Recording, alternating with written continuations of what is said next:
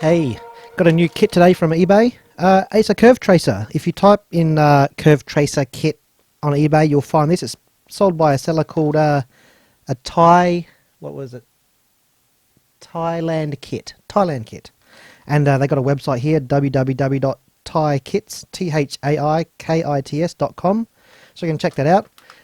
It's a kit that's, you see it on eBay here and there, and I thought, hey, I may as well get one and put it together and put it to use when I want to test components. It plugs into your oscilloscope and it gives you like patterns, lines and circles and stuff depending on what you're testing, and you can characterize things and make sure that they're showing the right shape for the component that you're testing. So we'll come to the actual use of it and whatnot later, but for now we've got to build a thing because it comes as a kit. Now there's a few kits you can get. There's one that's just the curve tracer, which is just this here, and then you got another kit you pay a bit more and you get the power supply module as well, and this looks like it's got the instructions in there. So let's tear it open and see what we get. That's all heat sealed, so I will cut it open.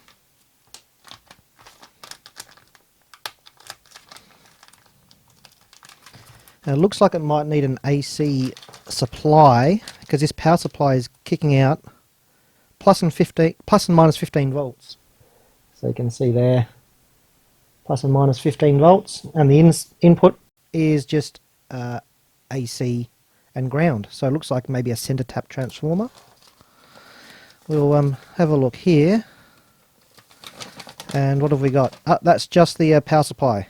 Okay, so that's easy. It says here if you don't get the instructions, contact sales at Thai Kits to get the user paper. So I'll check out the website and send them an email if I need to, and I'll get the instructions for this. But this one here, it looks like we need, yes, a center tap transformer, at least 1 amp, 0 to 15 volts.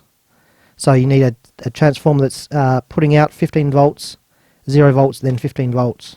So that's like a 30 volt center tap then. And then it goes through the circuit and gives you 15 volts, 1 amp output. So I'll probably get a little bit more than that, maybe a 2 amp or something. It says at least 1 amp, so it's always good to just a little bit more so you're not stressing the thing. And I'll see what I can get from Akihabara because there's a few stores they sell transformers off the shelf. I'm sure I'll be able to get one. So it looks like we've got, it's just a standard setup here. We've got a bridge rectifier comes through. We've got some smoothing capacitors, a 7815 and a 7915. The 7815 is the positive 15. 8, the 8 means positive rail, and then the 15 means 15 volts.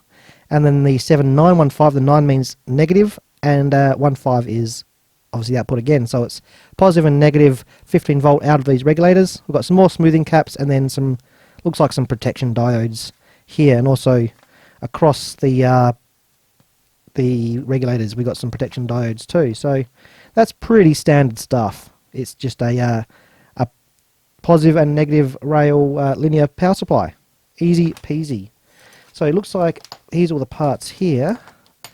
We've got a couple of capacitors. These big ones are Aishi brand, 85 degrees, 2200 microfarad, 35 volts. I will get that out in a sec. And these ones are Aishi brand as well, 50 volt, 10 microfarad. So maybe as a matter of course I'll just replace these with some United Chemicons or something. I'm sure I've got some on my shelf behind me, just because I'm pedantic like that, and it'll be nice to have good quality caps because I don't know what these ones are like. They're probably fine. There's probably nothing wrong with them for this use case, but I'm just a bit of a pedant at times, so I will just upgrade those. So over here we have the actual curve tracer circuit itself, and it looks like it's just a single-sided board. This one here is also just a single-sided board. Nice big fat tracers there, lots of current, so that's not a problem. That'll be nice. And this one here is also single-sided. So that's the top there. We've got some ICs, TL074. This is like an op amp and a 4024. That's probably doing like the counting or something, the stepping. big resistor network up there, 2 relays. I guess that might be to switch between NPN and PNP for your transistors, maybe. I have to have a look at the schematics. Output transistors down here, and connector connects in over here, and the voltage comes in here. So, oh yeah, we've got E, B, C, E. That's another connector we'll put over there. Just the kind of standard single-sided circuit board construction, all 3-hole. So we'll have to put these together, and then I'll go down to Akihabara and buy a case for this, because I want to make a nice little, put it into a nice little box and make a little desktop kind of bit of equipment. Then when I want to use it, it's not going to get damaged, and it's all nice and self-contained. Plug it into the scope, and away we go. So first step, of course, is to well, we can put this together because I've got the instructions, and actually it's all labelled. I might not even, I can put these together without the instructions because all the values are marked. So yeah, the resistors 100k there, there's a 7.5k there, and all that. So I can match that up and just put them in. It just comes down to the operation and the nuances of connecting things in. So it's pretty self-explanatory. Same here. 1N4002 times 4. Over here we got 10 microfarad 50 volt times 2. So yeah, it's pretty well labelled. That's alright. So I'll get to making this. We might go to a time lapse, but it might take a bit of time and it might be a bit boring. But I'll if I find anything interesting on the way, I'll point it out. And once we've got these done, we can start looking at putting them into the case. Alright, I'll get to it. And yeah, see how we go. Alright, so I'm putting in the power supply here together. Nearly got it done. Got a few more bits to go in there. But I thought I'd just make a mention of something here with the heat sinks. When you've got a transistor or a voltage regulator or whatnot going onto a heat sink, as you can see just here, always make sure you mount the device to the heat sink and mount the heat sink to the PCB or vice versa before you solder.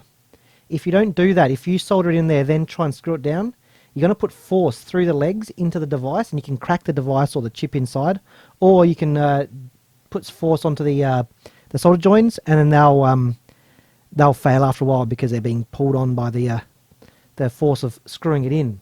So always mount your device to the heatsink or to the case or to whatever it's getting mounted to, and then mount that to the PCB, or put everything together and then solder it, because as it is now, there's no force on those legs. If I solder that, it's going to be perfect. But if I do it the other way around, solder it, then mount all this, you're never going to line it up perfectly. It only needs like just a fraction of a millimeter, and then you've got too much force on there and it can bend and crack. So another thing I've done here is, if you see here, I've put this Allen screw in there. That's just because it's one that I had that was the right length, because I decided to put a washer and a spring washer in there just to keep a constant pressure on the device. It normally in the kit it just comes with a standard little screw like that, but it wasn't quite long enough once I put those washers in.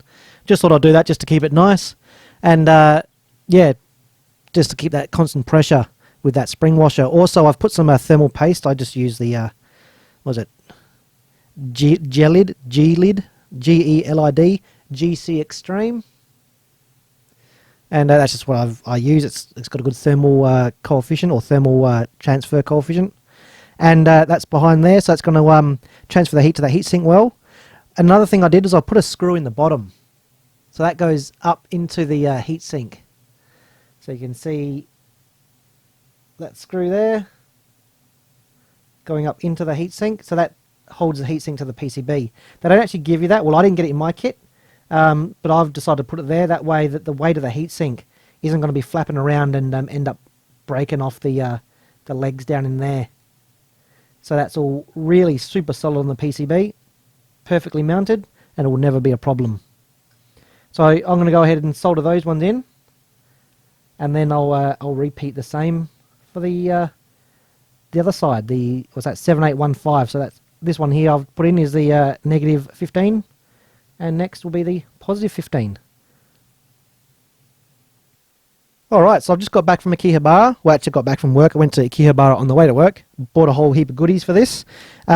We did have one problem I noticed when I got home, but it's not really a problem as such. It just means yet another trip to Akihabara, which is not really a bad thing in my books. So we'll come to that in a sec anyway.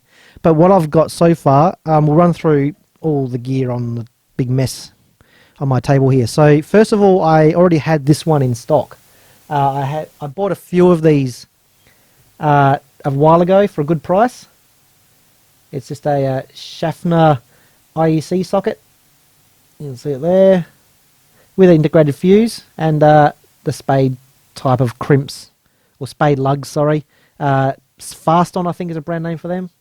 And I bought some of the crimp lugs here. A whole bunch of them there. So they'll go on the back and plug in and feed to the power switch and the transformer. The earth one, I'll probably just solder that and go to like a eye crimp or eye lug or a round lug, which will then screw down to the chassis. I'll solder that just so it's a good and proper connection. It's not going to be or have any chance of wiggling off or being forgotten about. But because it's screwed down to the chassis, I can unscrew it and take this out of the back panel, unplug those, and it'll come out easily without having to desolder anything. So that's the plan for that one. I had a power switch as well, which I had that in stock. I just had it, from an old project, which I never went ahead with.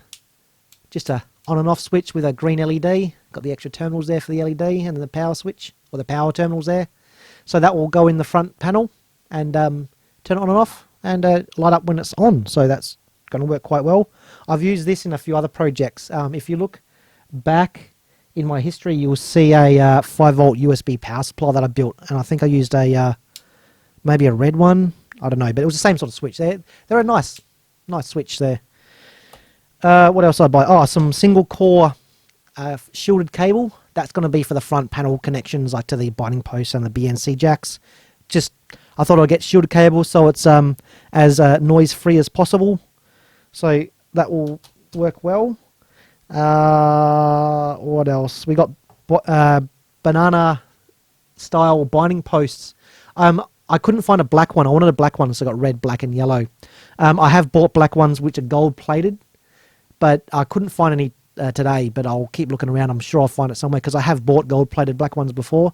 I bought a non-gold plated black one, but I'd rather not use it if I don't have to. I like the gold plated because it's ensures a good connection, especially for sensitive measurements. They don't tend to tarnish as much as the nickel plated. I bought, talking about front panel connections, I bought some more BNC jacks just in case, because it comes with these in the kit, but these ones aren't insulated. These are insulated, so that way I can, when I connect the coax, I can connect the shield and the signal, the center wire, but it won't ground out to the panel, so I won't get any potential for ground loops. That way I can do more of a star-style grounding system with the wiring and prevent ground loops and other interference sources. So I'll see what the go is. I still got to decide, but I'll probably use those just for that purpose that I just mentioned. Oh, some caps as well. These go on the BNCs to keep them nice and clean when it's not in use. Nice and clean and shiny. We have some banana jacks as well. I got 3 of those. Where's the other one? There it is. Unfortunately, these only come in red and black with a gold plating, but I'll use some heat shrink to color code one of those.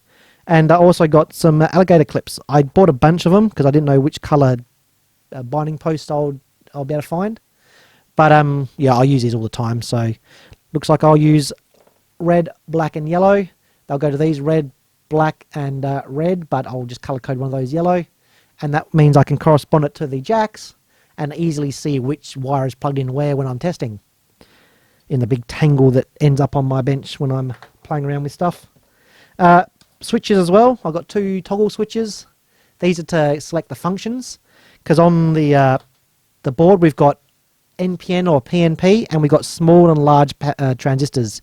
It's like a power transistor or a small signal transistor. You can select the functions on there and those toggle switches will let me do that. Also, I grabbed some of these connectors. You can see them there.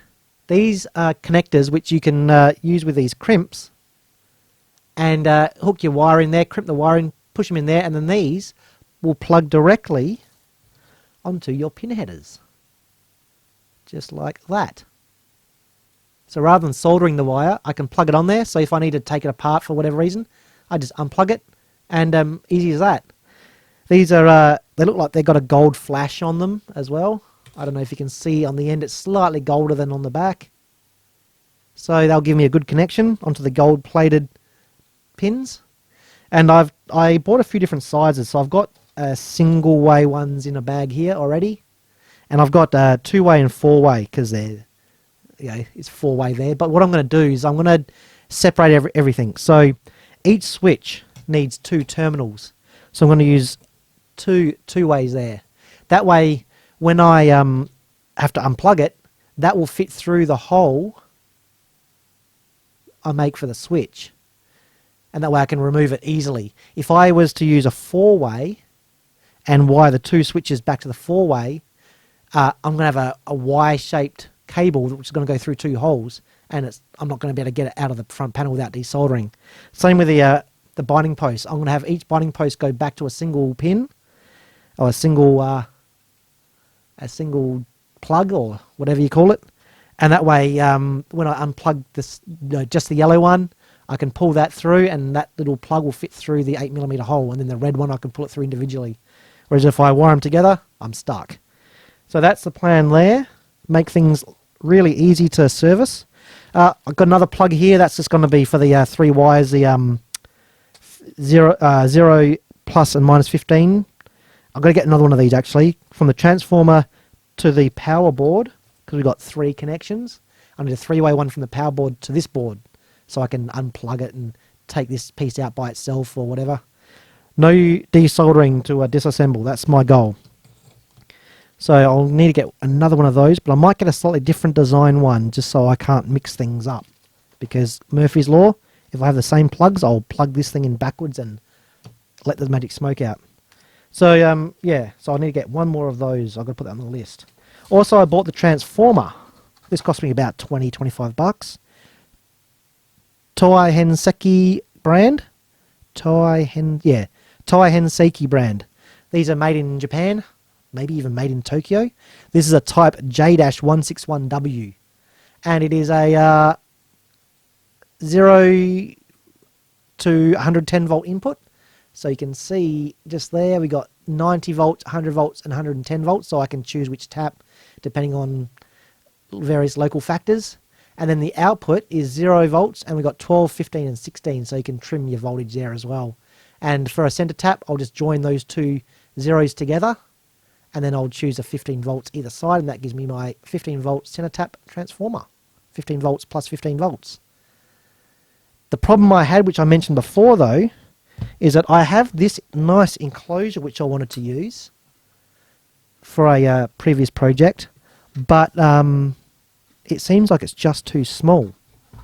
So if I take the case off, take the lid off, and I stick that in there, if I get a ruler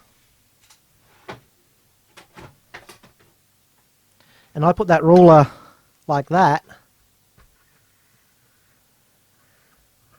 it's going to hit because the transformer's too tall. It's too tall by just a couple of millimeters, you can see. So I can't use this case. It's an absolute bummer because I was hoping to use this case as for a cancelled project. So yeah, I'll have to keep that for yet another project, and I will have to buy a new case or another case. But no big deal. Cases aren't so expensive here in Japan. Some of them are, but most of the ones I use aren't that expensive. So yeah, that's pretty much everything I need except for one connector and one case. So I'll be back in just a moment, YouTube time, and we will start putting this thing back together. Okay, so I had a day of Akihabara madness, and I managed to find my gold-plated black terminal. I knew I could find them because I have bought them before, and I managed to find them again. So that's going to replace the non-gold plated terminal, and make sure I've got all nice gold connectors because I love gold. I love gold. We've also got another 3-pin connector. So I've got 2 of those the same type. I was thinking about doing a different one so you couldn't connect them backwards, but I'll just put some heat shrink on the wire to color code, red on this side and black on that side. So, the input might be red heat shrink and then the output black heat shrink or green or blue or whatever color I decide. So that's sorted. That way this will be able to be removed for servicing just by unplugging plugs. No messy soldering. And I got some of these. I'm sure you've seen these before. They're the little clips, tiny little hook test clip thingies. And I got these because if you've got a small transistor or a small component you're testing, these can be a bit more easy to use than the alligator clips. So I'll make a couple of test leads, and I can choose the big ones for the big connectors, the alligator clips for the big connectors, and these ones for the small connectors or small legs. So that's sorted with all the parts, I think. But we also needed the new case, so I picked up one of these. It says ideal, but underneath in Japanese it says something like Setsu Metal Industries Incorporated or Co Ltd. Universal case, and the model number is a CE20. If you're wondering what that says down the bottom, it just says don't post this without, just as it is. Make sure you wrap it up so that it's safe. So let's open this up and see what I bought. And we'll just carefully, so I don't scratch the nice new box. This one is the same size this way, but it's taller. And I think it looks quite nice. Alright. So there is our box. I will zoom this one out a little bit. There we go. Look at that. Pretty smart looking box. You got the blue there to protect it while you draw your holes and stuff. And if we open it up, this one is just an empty box. There was another one I was looking at that was a nice box, but it had like a divider through the middle which you could adjust back and forth. So you could mount like switches or pots or rotary encoders or rotary switches on the panel inside, and then have a shaft sticking out the front.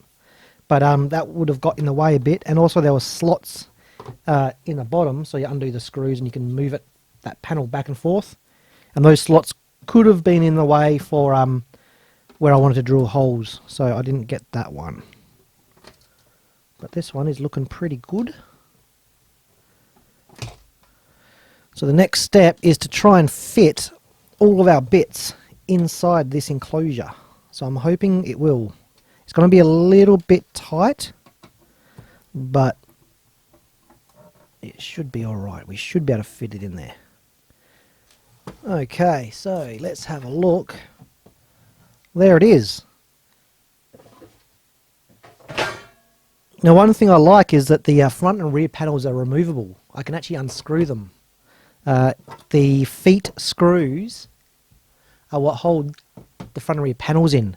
That makes, well, it's going to make working on these a lot easier, because I can take that out and put it flat on the bench and mark things out and drill easily. Another thing I'm going to do is I'm going to be working on the back. That way if I slip, it don't matter because it's on the inside. The scratch will be on the inside, you won't see it. Whereas if I work on the front and I slip, I've done it, and I've ruined Christmas, because there will be scratches and stuff. Also when you drill holes, if the swarf comes out, it can bend around and spin with the drill and scratch a circle. But if you do it on the back, once again, it don't matter because you're not going to see it. So that's what I'll be doing to drill all the holes, working on the back, which I can do because these are removable. That other box that I had that wasn't quite big enough, I wasn't able to do that because the base and the front and back were one formed piece, and then the top was this way, bent as one piece. So that's going to be good. So first of all, we've got to see if we can actually fit everything in. So there's our main thingo. One thing to take into account is your inputs to your test terminals want to be as short as possible. I've seen for this circuit a number of about 10 centimeters is the longest you want to be. So I'm going to make sure that is towards the front. That way the leads can be real short, and that way we're going to have a minimum amount of problems. For the RCAs coming out to the front, it doesn't matter how long they are. They can be this long because you're going to have the long lead going all the way to your scope anyway. So we're going to have that at the front going to our leads, our test terminals, which are going to be nice and short. We need to fit our transformer in. That's going to have to fit in there somewhere, and the power supply board. So yeah, I'm going to have a bit of a shuffle, I think. I reckon it might fit like that. Yeah, something like that. That should just fit. So I'll have a bit more of a play around, start marking things out, and I reckon we can make all this stuff get in here. I think having the transformer in the middle there will be good because it'll make it more of a balanced kind of weight. If it's over on the side, it's going to be side heavy, and it's just a bit funny feeling when you pick it up. But in the center, that might be alright. Yeah, I think I like that. Of course, I'll be heat shrinking all of these terminals to make sure that they're not going to be causing any problems. Yeah, I think that's going to work. Okay, so there's the front panel design done. Pretty much done. I'm going to sleep on it and come back tomorrow and just have another look to make sure it's still looking okay. Just get a bit fresh, a fresh view on things. But that's basically what we're going to do. So we've got the power switch. There's the NPN and PNP switch here, small and large. So if you're doing power transistors or signal transistors, your three outputs, emitter, collector and base, and then the X and Y out that go to the scope. In the finished version, there'll be a few slight differences. One is that all the writing will be filled in black.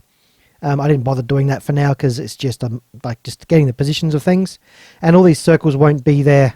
These squares and circles won't be there because we don't need them, because there will be the device, or the not the device, the switch or the terminal there instead. Also, this inner square is just a placeholder so that I don't put anything too close to the edge, because we've got this thickness here. So I don't want to have anything going past there at all. So that's just making sure I've got everything positioned right. So I'm thinking that looks pretty good. Everything's nice and centralized and kind of balanced. I did this in the CAD software of my choice that I use a lot, Rhinoceros 3D, and I'll put this into Adobe Illustrator to finalize all the filling in of all the letters, and just making it all just tweaked nicely.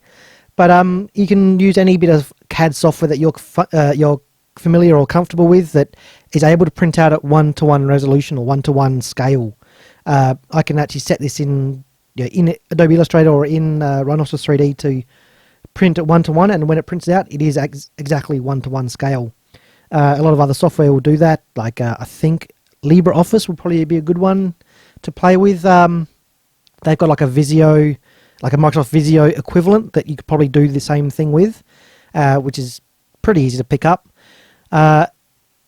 AutoCAD, I don't know, whatever other CAD software you can think of that you've got, or you can get cheap or for free.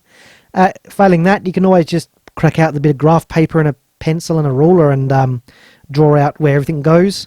Because drawing where things go is easy. The harder bit is actually getting the nice labels. But to do the labels, we don't need a CAD software. To do the actual labels like the writing here, you can do that in Photoshop or Microsoft Paint if you wanted to. Anything that can do a graphic, and you can print out a couple times just to get the scale right.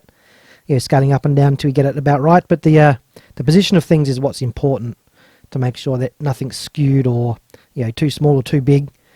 So yeah, I'll leave that up to you. That's a subject for another video for another time, on how to actually get from what you think it should look like to a prototype like this. But the next step is, now that I've got this looking pretty good, I'll sleep on it and I'll come back tomorrow and just have another look and just see, oh no, actually we should change this or that, because you can kind of get mixed up in your own like little world when you're looking at this stuff and you don't notice obvious things, especially when you're doing it at midnight like I am right now. But then I'll print that out backwards so I can put it on the back, but it'll be showing what's going on, and then I can drill all those holes. Then once we've done that, also for the back panel as well, I'll have the C panel for instructions. I'll have the instructions written on the back of how to use this thing, and then a hole for the IEC connector, and then like, you know, input voltage 100 volts, 50, 60 hertz. You know, I don't know what size fuse, but maybe half an amp fuse or something. And we'll cut those out, and then I'll show you how I'm going to make a really professional looking label. And there is our front panel with all the holes drilled. It's come out pretty nice, don't you think? Look at that. That is something I'm proud of. I'm happy with that. Everything seems to line up nice and square and in line. Basically what I've done is, like I said, I printed out this one backwards, so it's a mirror image, and I stuck it on the back, so it's actually like that, but for the purpose of demonstration. And then I got my spring punch. It's one of those things where you push it, and then as you push in, it will go click. And I've punched right in the middle of each one of those crosses. One there, one there, one there, all the way around. And that's given me a perfect center to drill. Otherwise, if you just drill without putting a mark there, the drill can wander and you will never get it exactly perfect. So use my magnifying glass so I could get right in there. Bang! Got my mark, and I used my drill bits. I think I use the smallest one, the 2mm I've broken, because you always break the small ones. That's just what you do with small drill bits. So I use a 2.5mm, and I've drilled pilot holes. Don't go to the full size straight away, because once again you'll wander around and you won't get a nice hole. So I've pilot drilled all of those, and then I used one of these, a step drill. So then I've step drilled this. You can see there's all the that's gonna focus. You see all the markings on there. So the banana jacks, the red, yellow and black, they were 8mm, so I've gone up to 8mm. And the switches were 6mm, so I've gone just to 6. And then these were 9.5. And I've got a this goes up in steps of 2, but I've got this one here that goes in steps of 1, so I can go in steps of 1mm up to 12, and then this one goes up to 22 in steps of 2mm. And this one here was, I think it was 20.4, so I've gone to 20mm there. And then, once I've gone through with those, I use this tool. Deburrer. This is fantastic. If you don't have one of these, you need to go back, start rethinking your life. These are fantastic. So I've gone around and just deburred it so it's perfectly smooth. And then these ones had to be slightly larger than 9mm, and this one was 20.4. So I was able to just ream that out just a little bit until they fit in just nice. So that is the holes drilled. Beautiful. So the next step, of course, is to print out the labels, like where it says Transistor Curve Tracer and Power and NPN and all that sort of gear. So I'm going to do that. I'll print it out and I'll show you how I'm going to make that onto here. This is how we're going to get our design onto the front panel. This here is a sticker. It's a A4 size sticker sheet that I've put through the laser printer, and we've got the design on there. This is actually a transparent. It's completely clear plastic. It looks white because the backing paper is white. But what I'm going to do is I'm going to cut around here and stick that onto here. I've taken all of the markings out. So you see on this one, we've got all these markings for where things are. Don't need them on here because we've already cut the holes. We don't need to know where the holes are. But I left the border so that I can line the border up and it will line up perfectly. Because with this this enclosure, the border is going to be hidden anyway, so you won't even see that black line. Even if you have an enclosure where you can see the edge, if you make the very edge line really thin, you generally won't see it anyway, so it'll be fine.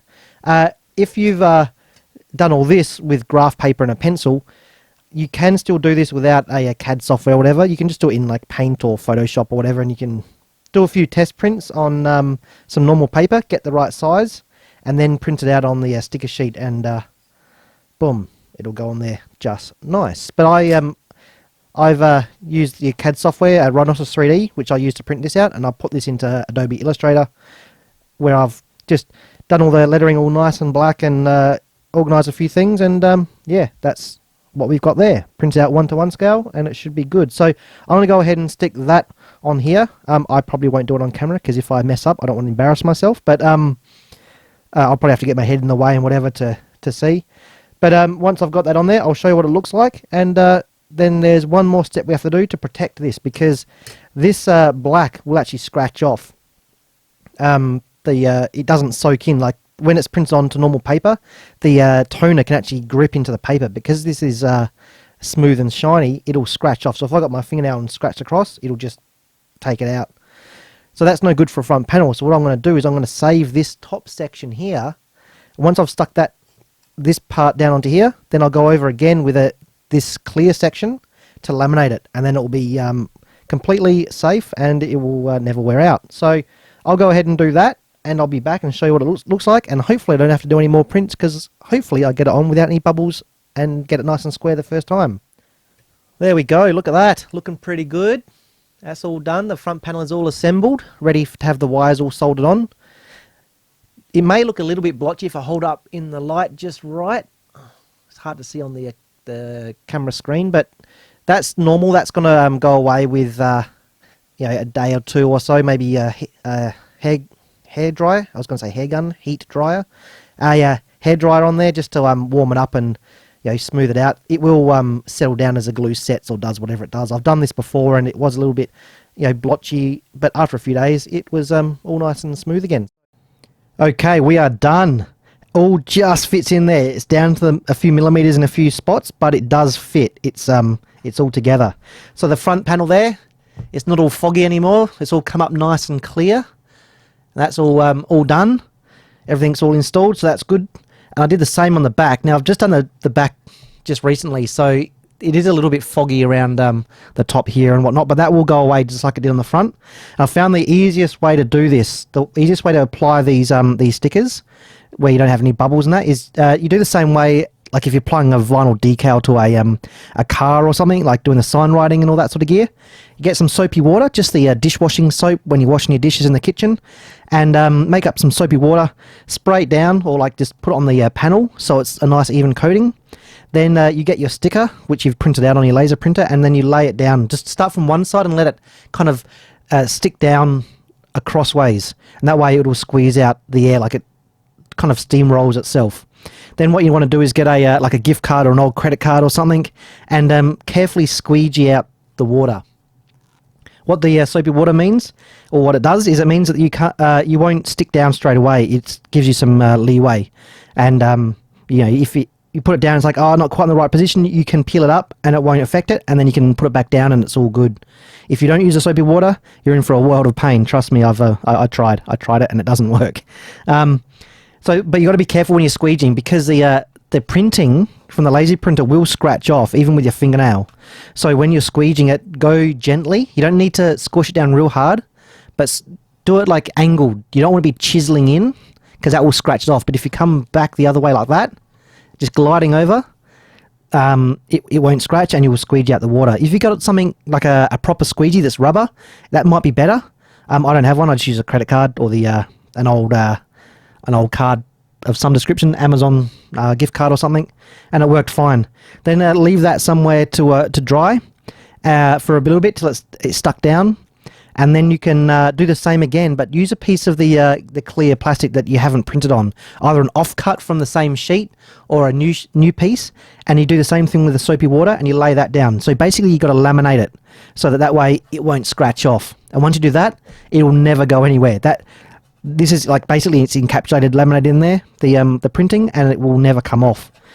You can clean it with isopropyl alcohol if it gets dirty in the future. Doesn't matter, because it's all underneath the plastic. It's real good, and it looks pretty professional if you ask me. I might say so myself. So this is the instructions here I put on the back, so that anyone can pick it up and figure out how to use the thing. Tells you do certain settings on your scope and hook it up and whatever, and then the input voltages and that sort of stuff, the usual sort of thing there. And of course the front there, curve tracer, see rear panel for instructions, and it's got the labels for all the inputs and outputs.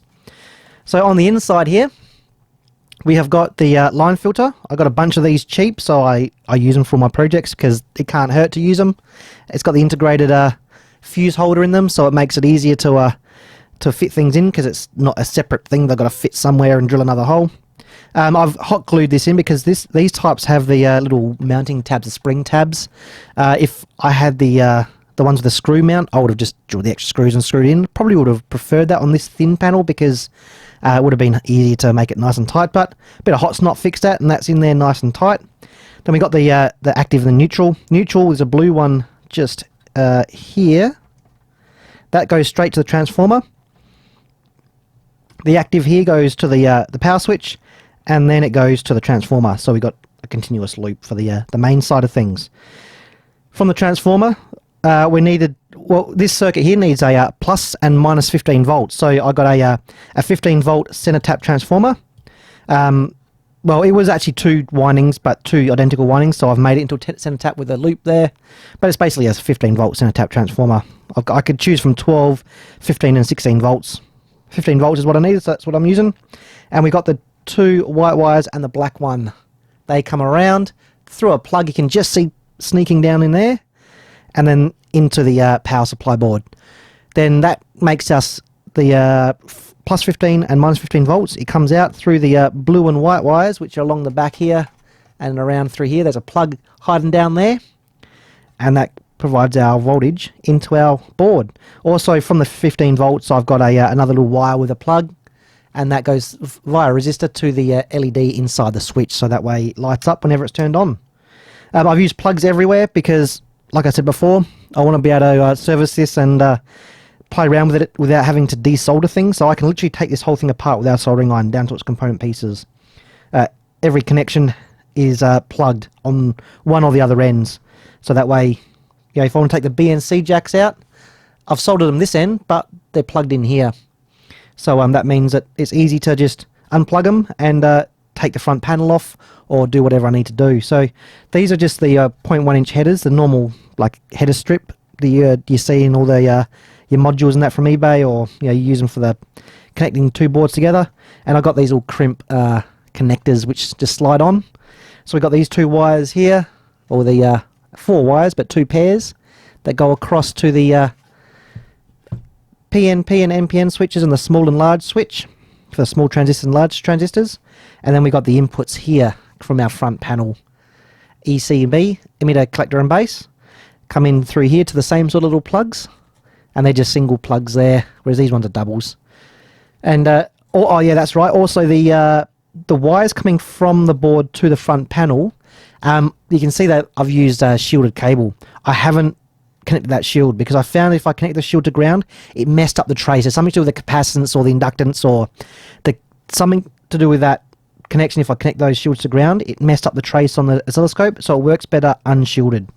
Someone will be able to tell me why, and maybe there's a way you could shield it without it doing that, but I just found leave them disconnected and it works perfect. So you probably don't even need to use shielded cable here at all. It's inside the metal box anyway, and it works fine. And it doesn't work if you do connect it, so you can just use standard cable there. Whereas for the BNCs to the front, I have used shielded cable, and that is connected to the ground here because that's our output to our scope. We want to have that nice and clean, so that's shielded coax for the X and the Y. So that's pretty much all it is inside. Oh, one more thing which is very important is the earth. It's going to get connected from the lug on here. I was going to solder it, but I ended up putting a crimp lug because that's nice and tight anyway. It's not going to wiggle loose at all, so that's fine. It loops around, and then down, right down in there, you can just see it. I've got a crimp lug there, and it's bolted down with the same bolt that's holding in the transformer. And then on the bottom, I use a star washer, actually on both screws for the transformer. So that way, when you tighten that down, that star washer is going to cut through the paint and contact the metal underneath, and that's going to make sure that this thing is properly earthed. If you don't use a star washer, you're going to be just tightening down onto the metal, onto the paint, and not cutting through that metal, and then it won't be earthed properly. I tested that with my multimeter, and it's come up as a dead short from the earth pin to the case, and yeah, that means I've got a good earth connection. That's going to help stop noise coming in, like electrical noise coming in and coming out, and also it's going to make sure that you stay safe. So if a wire comes off and contacts something it shouldn't, it's going to be earthed, no problems. So let's put the lid on. I'll get the scope out, and we'll see how this thing works. Alright, so we're ready to test this thing. We got the curve tracer plugged in and turned on. Tektronix scope is plugged in and turned on. We got the X and Y leads going to the X and Y inputs on the scope, which channel 1 and channel 2, but we're in XY mode, so that become X and Y. Everything's set. We've got a 2N3904 little signal transistor plugged in, set to NPN because that's an NPN transistor, and small because it's a small transistor. It's a little signal transistor. And we're ready to see what happens. So let's turn up the intensity. Look at that. That is working great. Nice smooth traces, no distortions or funny business going on. That's a pretty typical curve for this sort of transistor. I am happy with that. Awesome. So I've got another transistor here. Oh, you see that distortion? Because I'm holding the wires, I'm capacitively coupling to these wires here. That's what was happening when I connected the grounds for those coax cables inside for the test terminals. So that's why I disconnected those grounds, and then it comes good. There's some reason for it. It's probably some capacitive or whatever coupling going on. So someone will be able to tell me in the description below what is actually happening. All I know is that it works without those shields connected, so I leave them disconnected.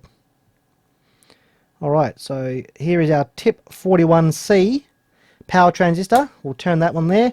We'll turn this dial to the subscribe to me now position, and look at that. Perfect. Nice and flat, as you would expect from a tip 41C. And it's a nice and clean trace again. So that is great. Now, the reason I'm using an analog scope is because the traces are really nice and clean. They look nice because the something to do with the analog circuitry, it smooths it off or makes it look nice and crisp. Whereas if you use like a digital scope, unless it's a really, really good one, or you get the settings dialed right in, it looks more like this. This is a screen capture from my Tektronix TDS210. I dumped the image to the PC with the communications module, and you can see how it's a lot fuzzier. It's telling you the same information, but it's a little bit harder to see. That's just a thing with digital scopes. It's the same if you do where you use the XY mode and you hook up to the sound card and you can draw pictures and patterns and stuff. It's often fuzzier and harder to do on a digital scope than on an analog, just because of the way they work.